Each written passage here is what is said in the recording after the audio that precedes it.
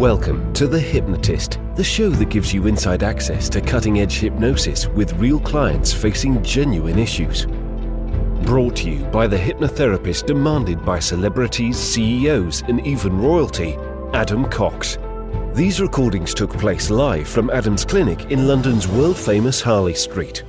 This podcast features powerful hypnosis, so do not listen while driving or operating machinery. This recording is not suitable for those with epilepsy or severe mental health issues. So, get yourself comfortable and enjoy today's episode of The Hypnotist. Hi, it's Adam here, and in this episode of The Hypnotist, you're going to be listening not to a hypnosis session, but to a presentation that just a few minutes ago I hosted at the Hypnosis Education Association conference. And it was an absolute privilege to be invited to speak alongside very esteemed colleagues from the world of hypnosis. And my talk was on the fourth dimension and how thinking of our imagination as a fourth dimensional realm can be very, very positive, powerful, and empowering for hypnotherapists, but also for the clients that we work with. There are around about 2 or 3 different mini hypnosis or thought experiments bits within this talk. So if you like my stuff for the hypnosis, if you listen, you will hear those kind of short guided meditation, thought experiment type of things throughout this talk, but you might find it fascinating to learn more about the fact that we are a 3-dimensional entity that quite often interacts with 2 dimensions. Almost every screen that you interact with is showing a 3-dimensional reality in a 2-dimensional screen, and that our imagination is more than capable of interacting as if it is a 4-dimensional realm. For those that like science and physics and that kind of stuff, you might like the parallel between imagination and 4th dimensions, or you might just like the idea of learning a new way of thinking about your imagination. So you don't really need to relax too much. You might just find it informative. It's one of my very few non-hypnosis sessions on this podcast. If you like this kind of stuff, I'll share more of it. Let me know if you like more educational stuff. And also, if you don't, if you just prefer, if you almost like, shut up, Adam, just do the hypnosis, that's what we want you for, let me know that as well. Like, it's all useful feedback for me. So find a quiet, comfortable place. You don't need to be interrupted. This is just educational, but hopefully you will enjoy this presentation.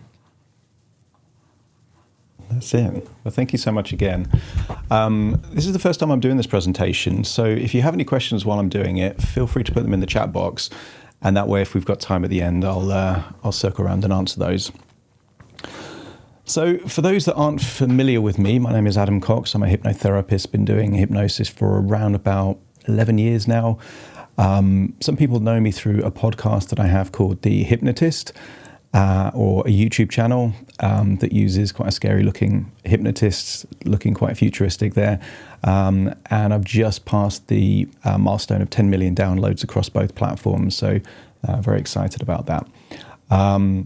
Part of doing almost a daily original hypnosis session and publishing it is that you tend to look for everything for inspiration. So I get inspiration from poetry, from nature, from movies.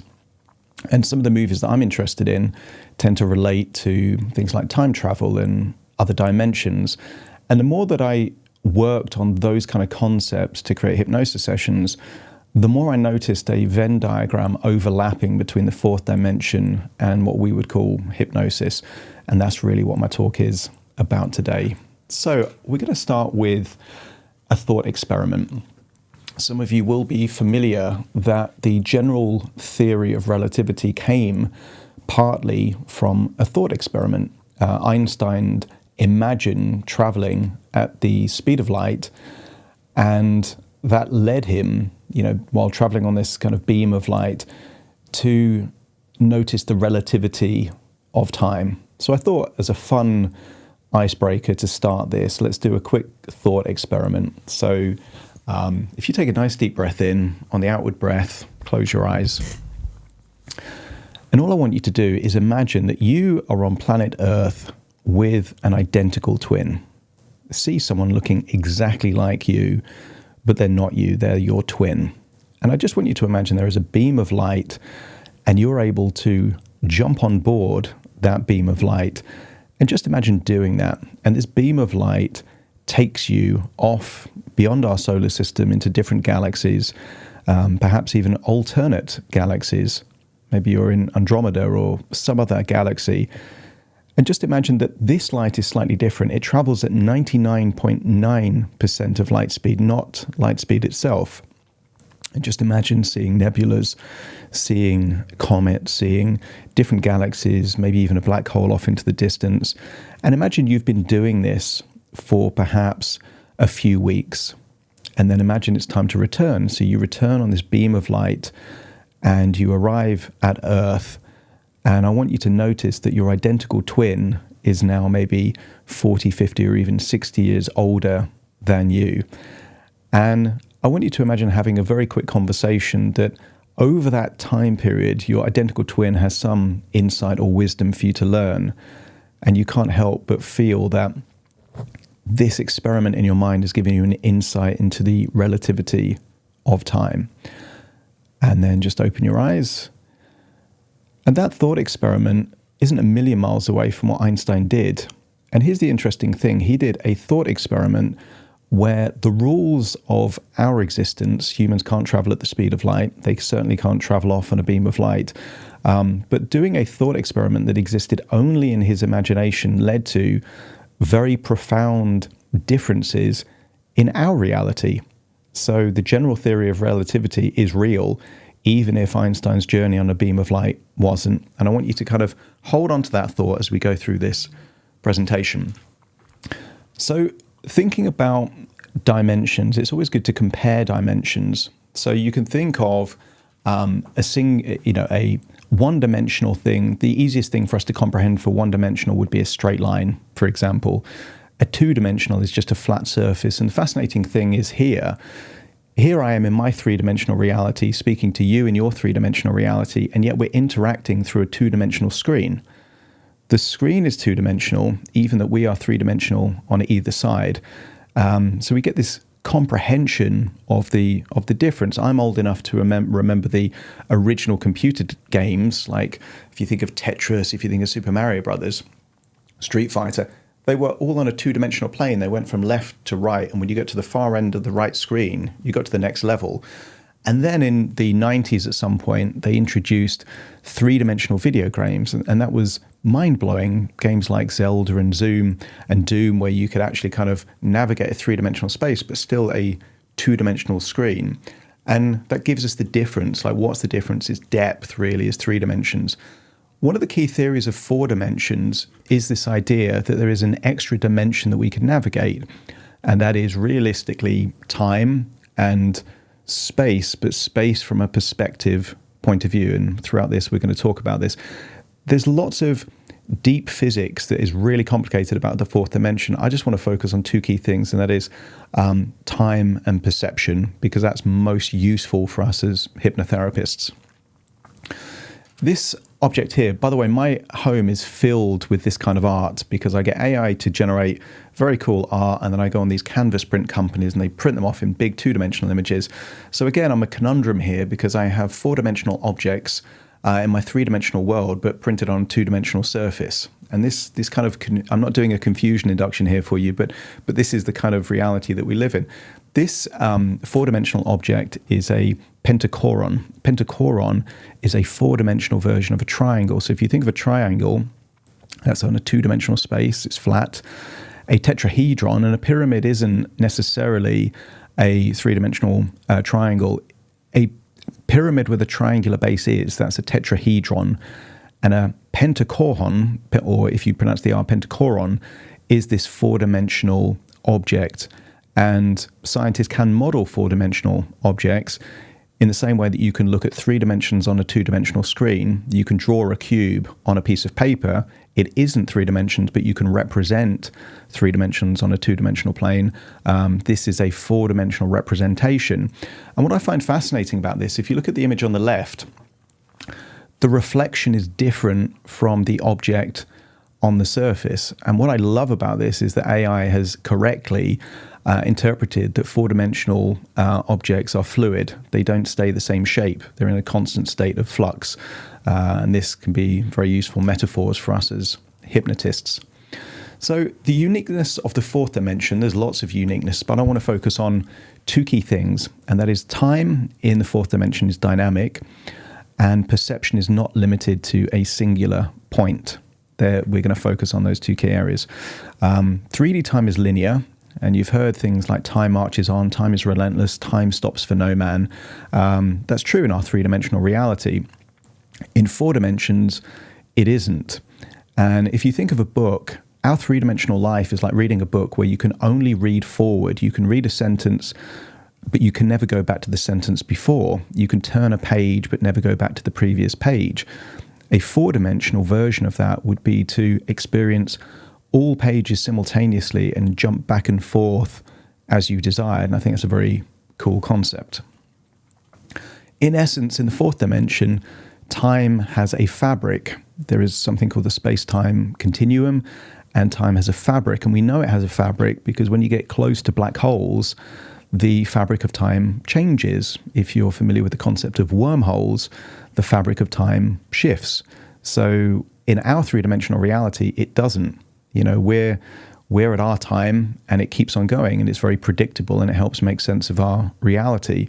But you can study these 4-dimensional concepts where the actual nature of time changes. Now, can we actually experience the 4th dimension?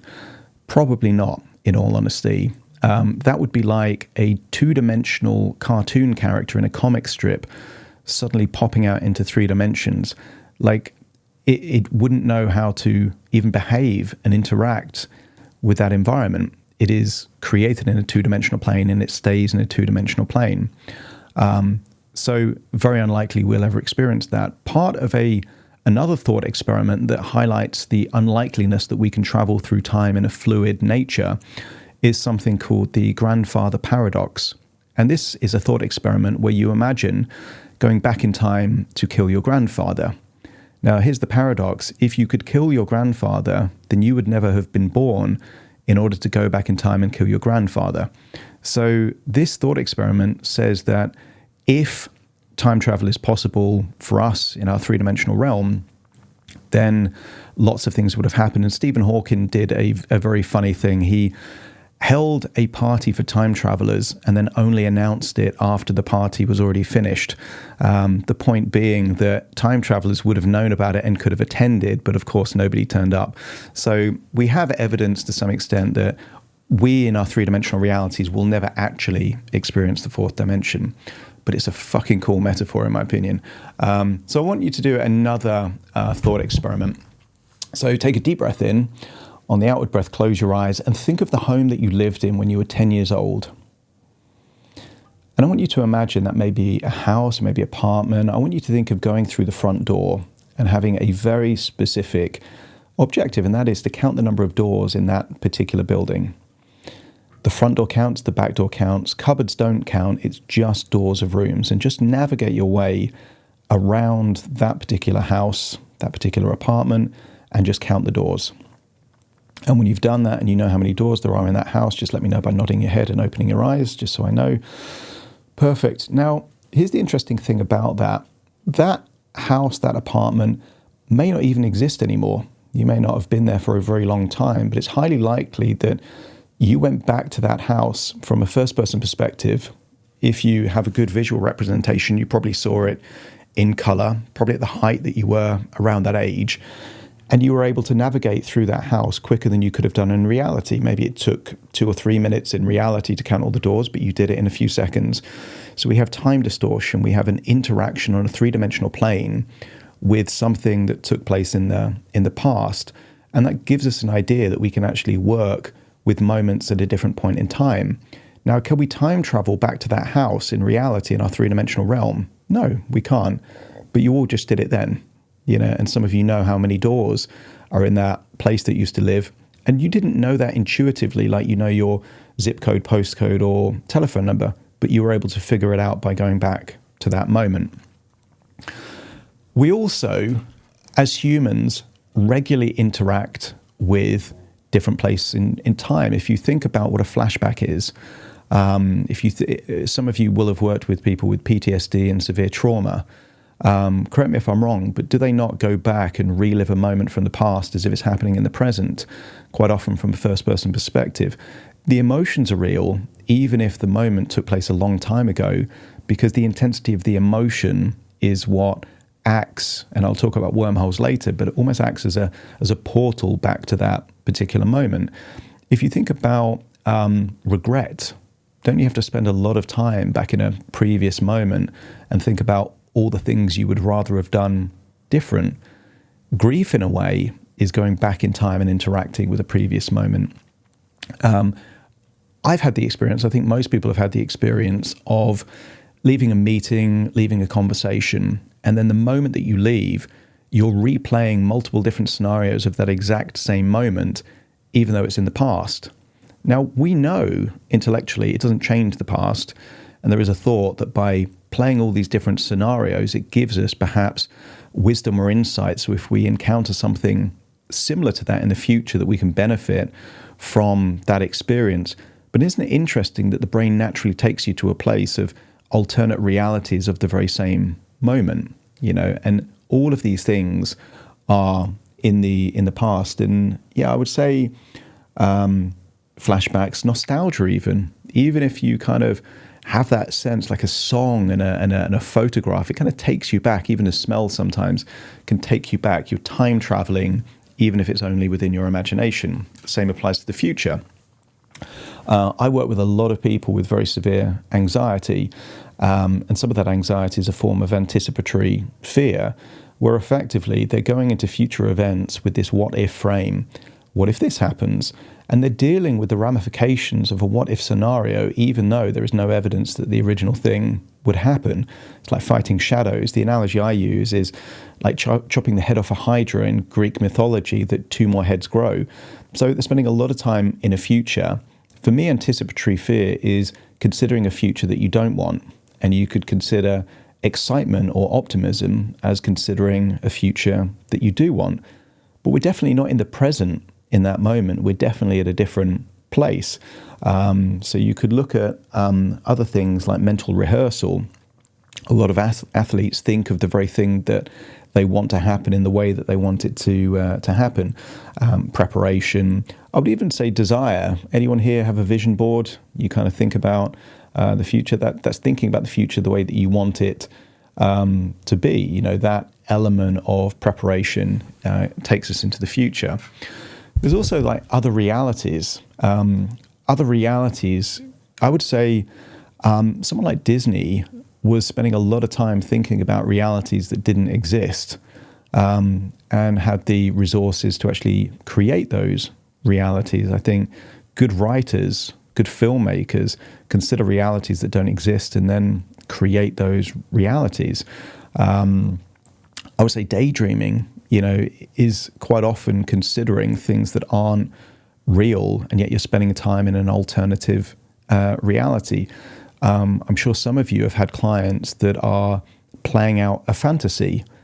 They've changed their representation of the past to consider a narrative that creates a reality different from how they is. You could even consider some forms of dysmorphia, looking at a reality alternative to what is actually happening here.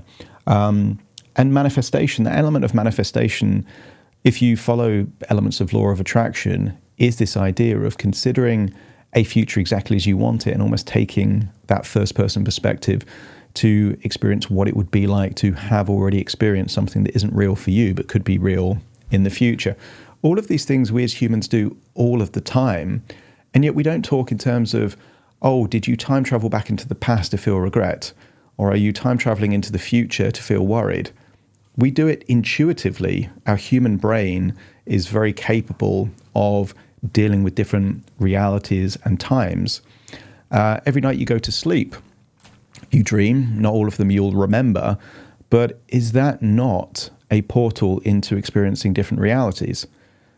You know, it's definitely not your reality. It's definitely not real. And yet you can teleport, you can go backwards and forwards in time, and you can do all of these things. A lot of people have had the specific memory of being at their high school or their primary school, and for some reason you're naked or just in your underwear in a big assembly with lots of other people. Now, that is a dream of a different place in time and also a different reality, because that definitely didn't happen. But again, you're experiencing that within your mind. There's also other perspectives. I would say empathy, sympathy, pity, altruism, all requires an ability to take on a different perspective. Now, sometimes if you've got an element of real judgment, some people are terrified of the judgment, you have to do the element of taking the other person's perspective to get to that place. I've had clients tell me, you know, they're all going to think I'm an idiot. I had a client that had a severe fear of being on live TV because they're all going to think I'm, you know, they entertained anticipatory fear, an outcome that they didn't want, and that other people would be judging them for that outcome that they didn't want. So there's an element of unconscious future pacing of a negative outcome, and that it's going to lead to undesirable reputation damage. But that needs you to take the perspective of other people in order to get to that place. The point I'm making is we're doing this already. So all of these things like catastrophizing, creativity, it all requires you to treat the imagination as if it's a four-dimensional realm. Because if we treated our imagination as only a three-dimensional realm where time only goes forward from the present moment forward, and you couldn't go backwards, memory doesn't work. You know, thinking about the past, wisdom doesn't work without that. We are unconsciously operating from an unconscious presupposition. I think if you stopped 100 people in the street and said, is your imagination a four-dimensional realm? 100 of those 100 all think you're weird or psychotic or something. But that's the unconscious presupposition of that, is that you can travel forwards through time within your own imagination and also take on different perspectives. So this element of an interface, I believe, given that we're never actually going to interact with a four-dimensional reality, that there are two parallels to a four-dimensional reality that we can get close to. One is the metaverse, which is this digital reality that if you've got a VR headset and you're interacting, you could be on a different realm, different galaxy, different creatures. You could take on the perception of a different character. They call them skins in gaming. If you die, you can get reincarnated. You can go backwards and forwards in time. The metaverse, I feel, is, again, similar to a four-dimensional rules because you can do things in that four-dimensional reality that you can't do in our three-dimensional reality. But I'm not a software developer, and I don't think you are either. Therefore, as hypnotists, it's better to look at the second parallel of the four-dimension, which is our imagination, that our imagination is the closest we're going to get to interacting with a four-dimensional realm. And I believe that our imagination is a four-dimensional realm. So what we would then need is an interface for that if you had a very powerful computer, but you had no mouse, no keyboard, no screen, it's almost useless. And if you think of the computers that they were using in the late 60s, early 70s for the Apollo missions, by today's standards, very poor quality computing with low processing power, but they had the interface to do something with them. And I think it's not so much the power of the thing, but your ability to interact with it. I think that given that we have tools that the average person doesn't have, we can ask people using lots of different approaches to go back to a specific moment to consider a different future, that hypnosis is a very good interface to interact with the imagination. And therefore, we've got the ability to play with a four-dimensional realm that people that don't have our particular skill set couldn't, if that makes any sense at all. This is another four-dimensional object. I use these four-dimensional objects as a way of creating a deep internal experience. My definition of trance, by the way, is that the focus is on internal senses rather than external senses. I believe that 100% external senses is called mindfulness, and if the majority of your 6 or 7 chunks of information are focused inwards, then trance is a good label for that, and it saves messing around with all the kind of theories and that kind of stuff. Is most of the clients focused on an inward experience? And if it is, then I call it trance. And if you get them thinking about a 4-dimensional object, it's difficult for them to do that while they're also thinking about what they want to have for dinner later. Like, it brings them into that world, and therefore is quite a good portal to actually take them into things like time travel and different realities.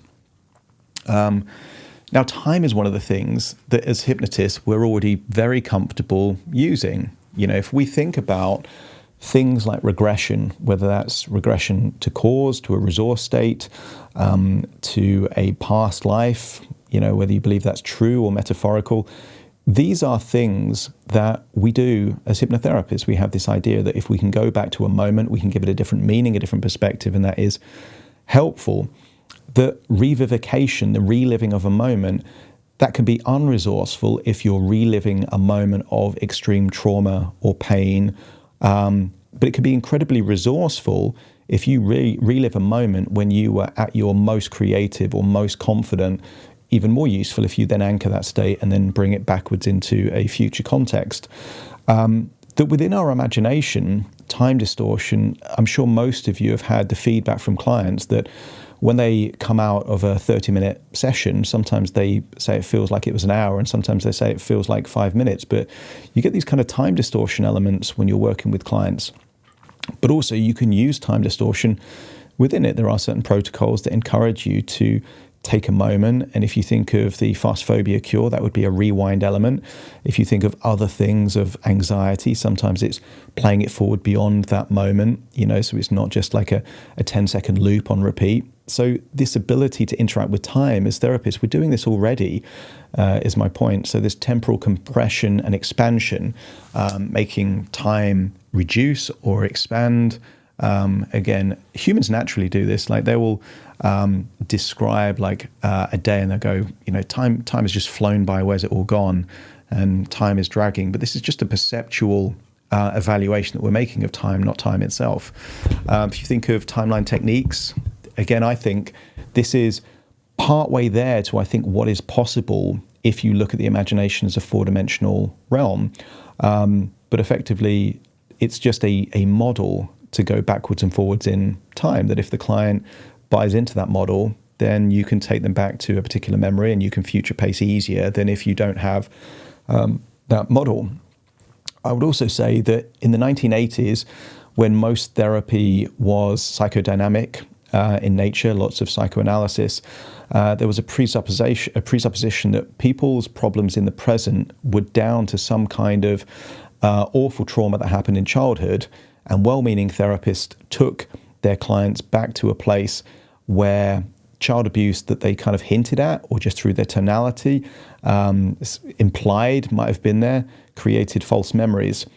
But here's the great thing. If you're creating a false memory that leads to horrible interactions in the present, isn't it also possible that you could implant a false memory that is very positive, that then has a ripple effect throughout the time? It was a rubbish film, but a great concept. I don't know if anyone saw The Butterfly Effect with Ashton Kutcher. But for him, the portal was photos or journal notes, and that took him back to a time. And then when he got back to that time, he could make a change. Now, not a bad concept for a science fiction film. I would say something that we do in therapy all the time. We take people back to certain moments, and we give new meanings, new perceptions, or the idea of new choices in those moments.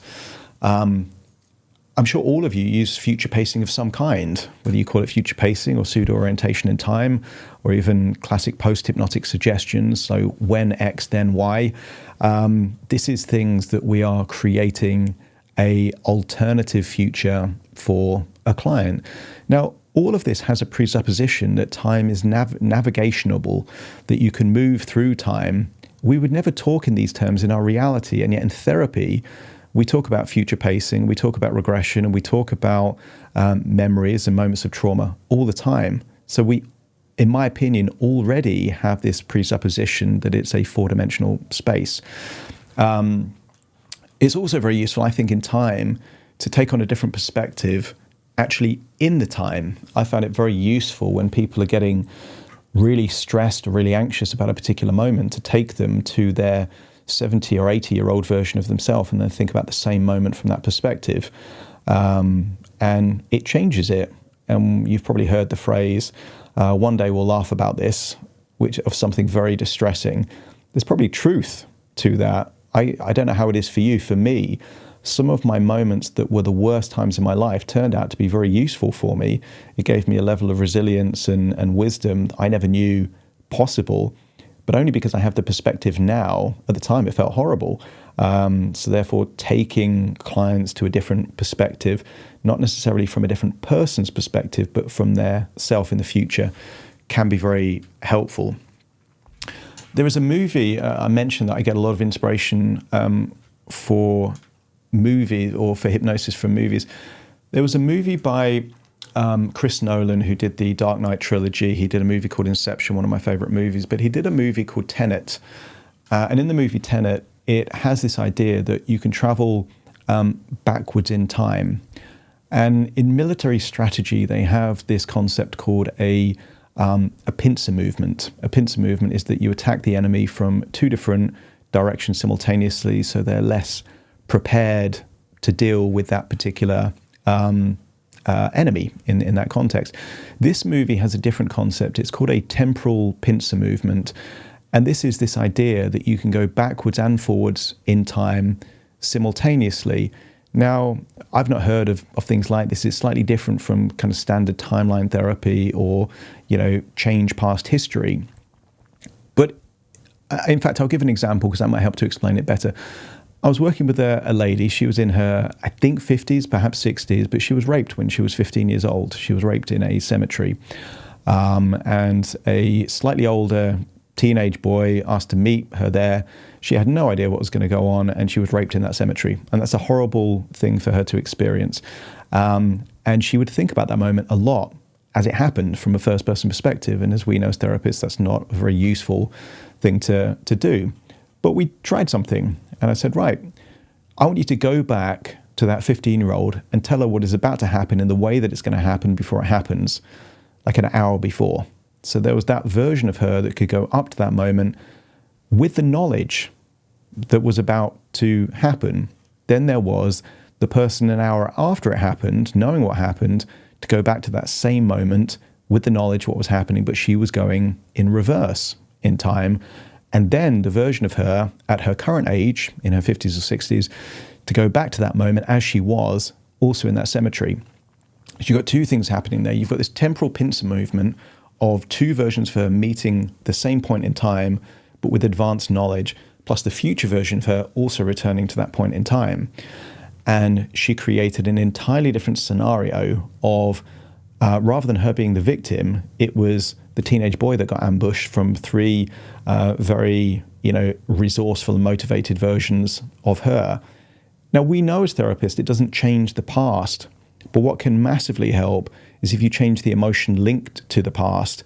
And in that case, this idea of going backwards and forwards in time to a single point in time, just one version of her, because the boy was older, may not have helped, even with the advanced knowledge, but three versions of her, this lad didn't stand a chance, if that makes sense. It changed that kind of past history, give it a new meaning that became empowering for her. So that's just one example of how I use this kind of idea that the imagination is a four-dimensional space to do things that you wouldn't normally think of. Perspective. We mentioned that time is one of the key difference in the fourth dimension, but perspective is also different. As therapists, I'm sure you all use this kind of association, disassociation. I think a very useful thing that I find with a lot of clients is you associate them into the problem emotion or state or strategy. So you activate that ego state, you disassociate them so they're no longer in that body, you change it so they get to see a resourceful version of themselves dealing with the same situation in a different way. And then once you convince them, or they convince themselves that is a more useful way of doing things, then they associate into that. So this idea of kind of shifting perspectives I think a lot of therapists use this to create positive change for their clients, but it takes the ability to teleport outside of a body, which again, I think is based on a fourth dimension kind of viewpoint. Sometimes it's helpful to use particular things. So for me, association in my mind is first person perspective, and a third person is disassociation. But for most people, they go to how it is in most kind of TV shows and movies, this idea that the camera is some kind of imaginary entity floating around just recording. That's the perspective that most people take when they take a third person perspective. In my mind, second person is the other relevant person involved. I'll share another quick anecdote. I worked with a lady, she was in her, I think 40s, and she told a lie. I won't reveal what the lie is, but it was quite a serious lie when she was a teenager. And she felt guilt and regret for decades after that lie. And she was convinced that if she ever ran into the people that she told the lie to, they would be absolutely furious with her. So we went back and we did some kind of different perspective changes, but also imagined her meeting that person that she told the lie to and then experiencing it from their perspective. So they were hearing the information from her, and she experienced them being, they couldn't even remember what she was talking about. They couldn't care less. And that helped to kind of change. So a second person perspective could be quite useful. Also, given that we're dealing with a realm where the laws of our reality don't apply, you can add perceptual shifts. So that could be supernatural powers or heightened senses. And that can be very functional. I was working with a client literally 2 days ago, and it was this sense of imagine feeling with infinite courage. Well, infinite courage isn't impossible, but the brain can take you to a place of having more than enough courage that can be quite helpful in a context. So supernatural power or heightened senses or amplified resource states can be quite helpful. And it's also possible for this alternate or alternative version of themselves, and I'll talk a bit more about that. But before I do that, this is a visual representation of Schrödinger's cat.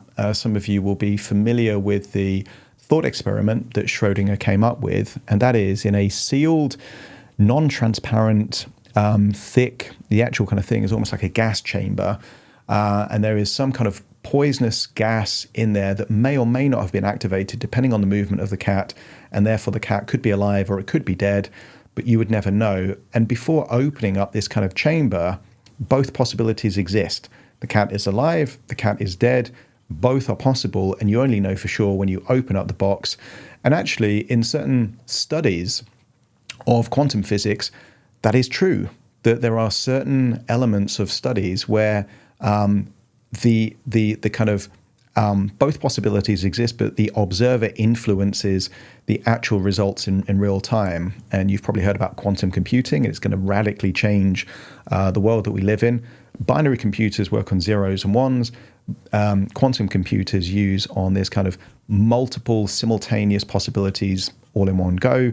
The point I'm making here with Schrödinger's cat, in our three-dimensional reality, imagine that cat is in a box, and the box is sealed, and the cat is quiet, and it's non-transparent. In our three-dimensional reality, we would only see the box, and we wouldn't even know there's a cat in there unless it was making a noise.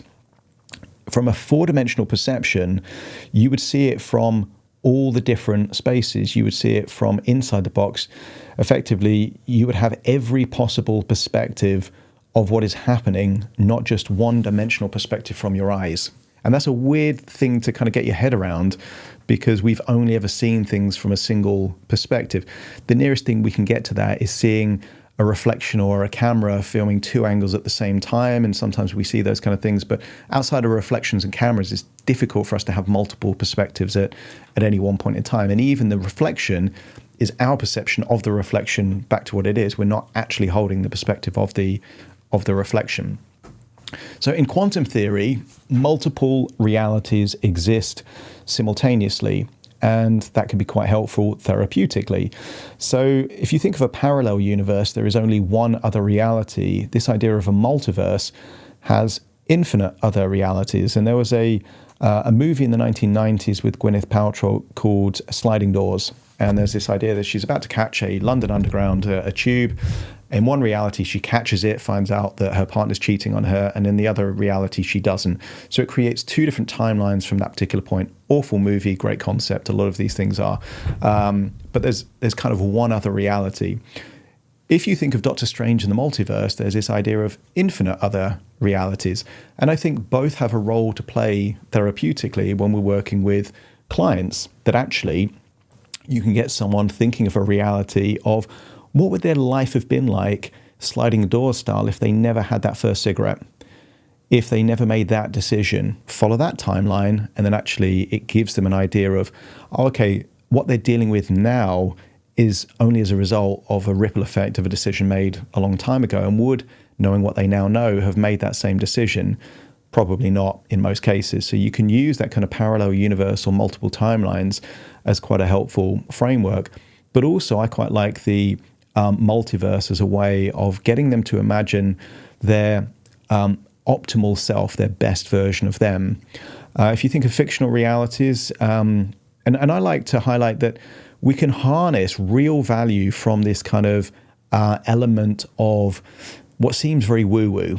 But if you think of J.K. Rowling, how much time do you think she spent thinking about a universe where witches and wizards and Hogwarts and all this kind of thing existed?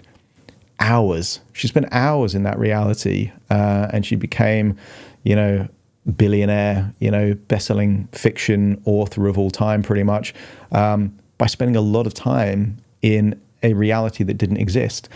And when you hear things like the Marvel Universe, what they're saying is, this is a different reality that isn't our reality, where people can fly and have superpowers and there's different characters, and it has all this kind of thing. So there's these different universes. Think of dreams, think of lucid dreaming, or even guided meditation. They're experiencing a reality that doesn't exist, not possible in 3 dimensions, but possible in 4 dimensions.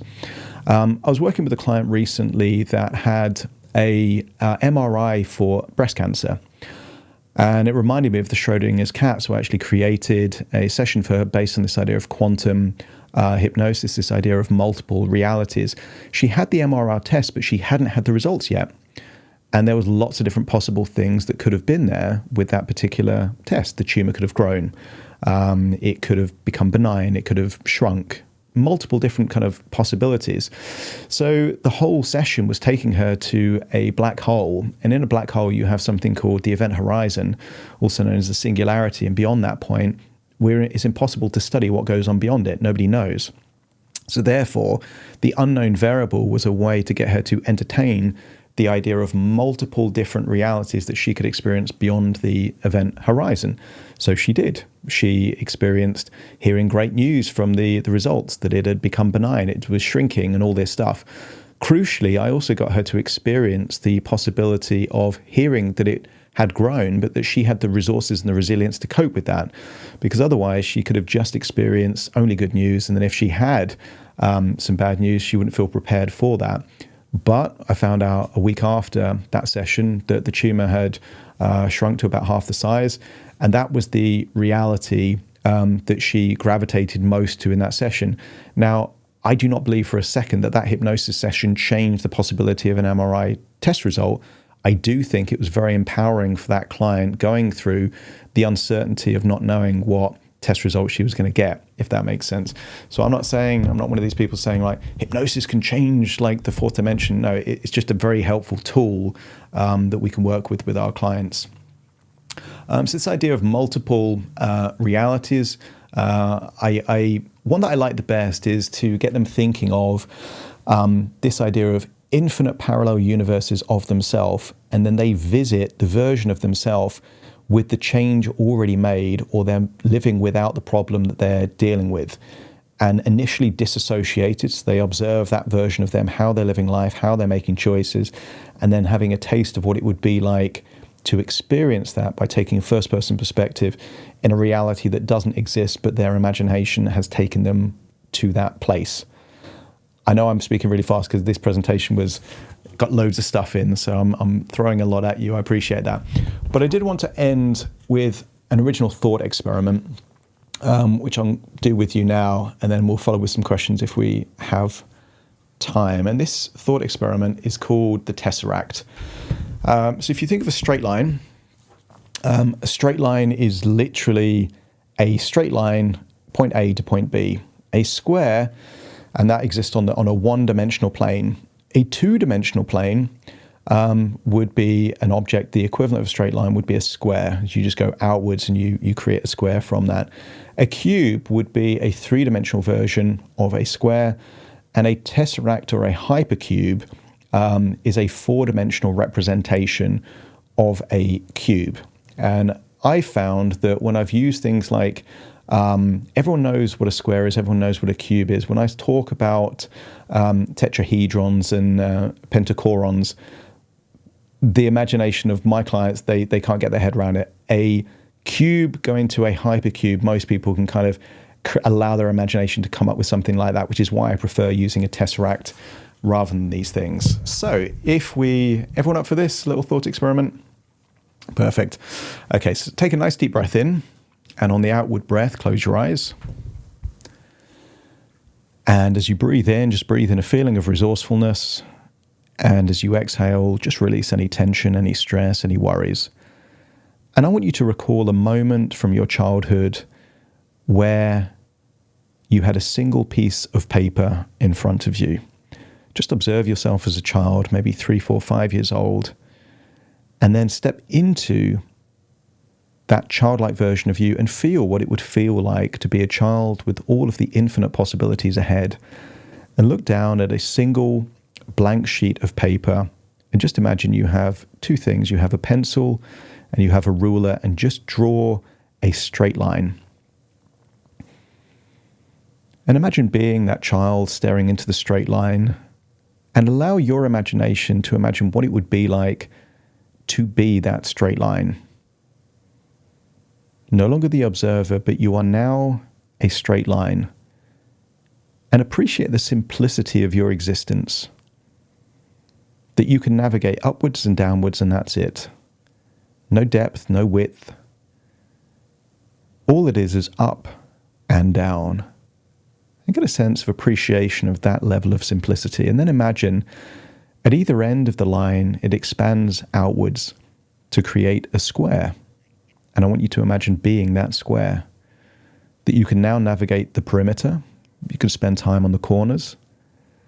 And you could roam anywhere on that two-dimensional plane within those four straight lines. And feel that comparative to the straight line, you've got so much more freedom, so much more choice within this two-dimensional plane. And then imagine that two-dimensional plane that you are expands. Slowly at first, until the square has become a cube. And imagine yourself as that cube.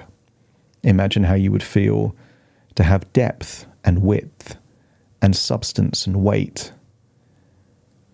And I want you to get a sense that now you can be on any corner. You could be inside. You could be the whole cube simultaneously. And just get a sense that anything outside of the cube is not you, but anything in the cube is you. And then imagine that the cube is now shifting to a four-dimensional representation of that cube. Imagine the corners extend. And I want you to imagine a dynamic moving shape where the cube is in a constant state of motion. Paradoxically, it almost seems to be going inside out and then returning to its original shape. I want you to feel that your existence now is a tesseract, folding and unfolding, moving forwards and backwards in time simultaneously. And I want you to get a sense that this is now your portal to everything possible in the fourth dimension. And in the fourth dimension, you can take any place in time, but also any perception in time. And maybe you can think of a time in your past that you would like to change and go back to that past and just change it. Maybe you could imagine the future as you would want it to be and just check that that future is indeed how you want it to be and enjoy feeling that way. I want you to think of a historical figure that you admire and imagine going back and experiencing their existence, feeling their resources. And perhaps you could even go forwards to a person that hasn't even been born yet, that might have created dramatic changes in the world that are empowering, and you harness their abilities. I want you to feel that there is alternative realities of you, and just imagine infinite parallel universes, and allow this tesseract to take you to the version of you living your best life. Be a spectator and just observe that version of you. See what you're doing differently from your reality, acknowledging that your genetics are 100% the same, and what is different are the choices, conscious or unconscious, in that existence. But this is the version of you living the best possible life that it's possible for you to live. See what they're doing, take inspiration, maybe a framework of choices that you could make when you return to your reality, but then step into that version of you and feel perhaps an inner dialogue with a different tonality, a sense of conviction, maybe access to additional knowledge or intelligence, wisdom and perspectives that don't exist in your reality but exist in their reality, and feel like you're harnessing this at your most resourceful, and locate the location of that resourceful feeling. And when you find that resourceful feeling, just point to where that feeling feels like it exists in your body, that feeling of maximum resourcefulness. And in that location, just imagine a vibrating, pulsating, moving tesseract in that very location. And whenever you think of that tesseract in that location, that will recreate this feeling in your reality. But now I want you to imagine that you are now becoming the tesseract in that location, in that version of you, in that alternative reality, and feel like the tesseract is now contracting and turning into a cube. Feel a sense of peace as the infinite possibilities now feel static, predictable, and allow that three-dimensional cube to turn into a two-dimensional square. Feel even more simplicity, predictability being that two-dimensional square, and then imagine how you would feel when that square becomes a straight line. And at the point where it becomes a straight line, just imagine you are a small child looking at a straight line on a piece of paper, but still feeling that powerful resource state still within you. And then imagine returning to the present moment, taking these wonderful insights and a belief that you have a portal to a playground of possibility that is the fourth dimension of your imagination. As you return to the present moment, take a deep breath in through your nose and out through your nose. Wiggle your fingers and wiggle your toes as I count from 1 to 10 to awaken you. 1, 2, 3, waking up. 4, 5, 6, more alert. 7, 8, open your eyes, open your eyes. 9, 10, wide awake, wide awake, wide awake. Thank you for listening to The Hypnotist with Adam Cox, the show that gives you inside access to cutting-edge hypnosis with real clients facing genuine issues. To automatically receive the latest episodes, please subscribe. If you'd like to support the show, please share this episode with just one friend you think it could help. And if this episode helped you, please leave us a 5-star review.